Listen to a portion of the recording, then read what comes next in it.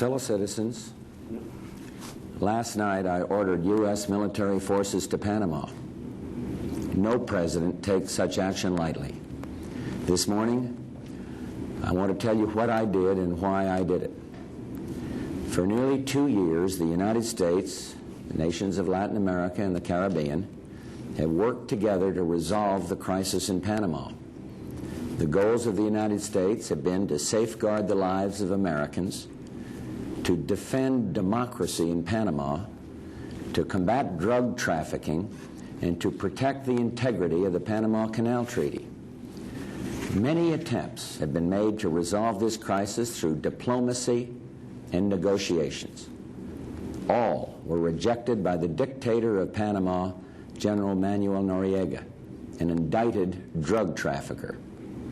Last Friday, Noriega declared his military dictatorship to be in a state of war with the United States and publicly threatened the lives of Americans in Panama.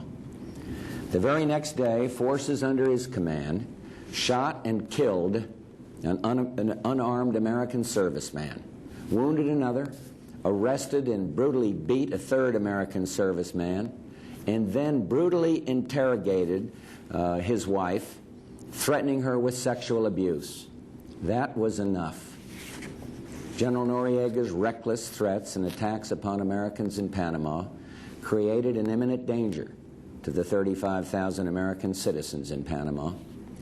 As president, I have no higher obligation than to safeguard the lives of American citizens. And that is why I directed our armed forces to protect the lives of American citizens in Panama and to bring General Noriega to justice in the United States. I contacted the bipartisan leadership of Congress last night and informed them of this decision. And after taking this action, I also talked with leaders in Latin America, the Caribbean, and those of other U.S. allies. At this moment, U.S. forces, including forces deployed from the United States last night, are engaged in action in Panama. The United States intends to withdraw the forces newly deployed to Panama as quickly as possible. Our forces have conducted themselves courageously and selflessly, and as Commander-in-Chief, I salute every one of them and thank them on behalf of our country. Tragically, some Americans have lost their lives in defense of their fellow citizens, in defense of democracy. And my heart goes out to their families. We also regret and mourn the loss of innocent Panamanians. The brave Panamanians elected by the people of Panama in the elections last May, President Guillermo Endara and Vice Presidents Calderon and Ford, have assumed the rightful leadership of their country. You remember those horrible pictures of newly elected Vice President Ford, covered head to toe with blood, beaten mercilessly by so-called dignity battalions. Well, the United States today recognizes the democratically elected government of President Endara. I will send our ambassador back to Panama immediately. Key military objectives have been achieved. Most organized resistance has been eliminated. But the operation is not over yet. General Noriega is in hiding. And nevertheless, yesterday, a dictator ruled Panama, and today, constitutionally elected leaders govern. I have today directed the Secretary of the Treasury and the Secretary of State to lift the economic sanctions with respect to the democratically elected government of Panama, and in cooperation with that government, to take steps to effect an orderly unblocking of Panamanian government assets in the United States.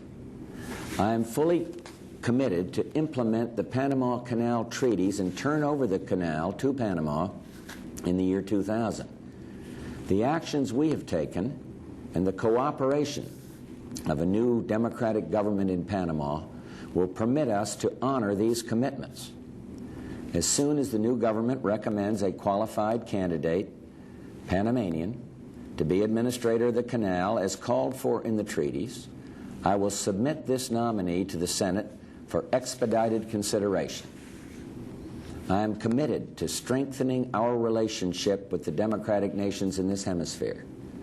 I will continue to seek solutions to the problems of this region through dialogue and multilateral diplomacy.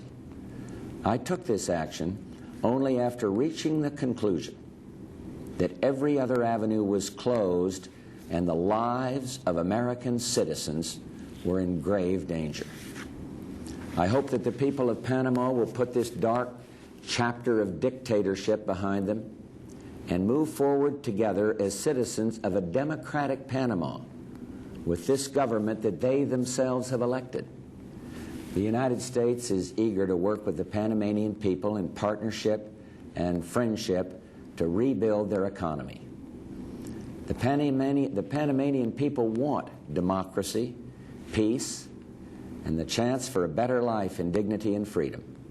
The people of the United States seek only to support them in pursuit of these noble goals. Thank you very much.